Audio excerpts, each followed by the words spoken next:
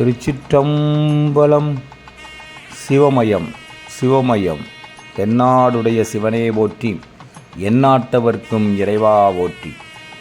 ஆன்மீக பெரியோர்களே, பக்த கோடிகளே, நம்முடைய தென்கையிலாயமாகிய பொதியமலை அடிவாரத்தில் அருளோச்சக்கூடிய அருள் தரும் உலகம்மை சமேத அருள்மிகு பாவனாச சுவாமிகளுக்கு சீரோடும் சிறப்போடும் இன்றைய தினம் மகா கும்பாபிஷேகம் நடந்தேறியது.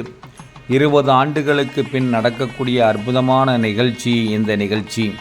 நம் பகுதி உலகம்மை உலா வந்த புண்ணிய பூமி.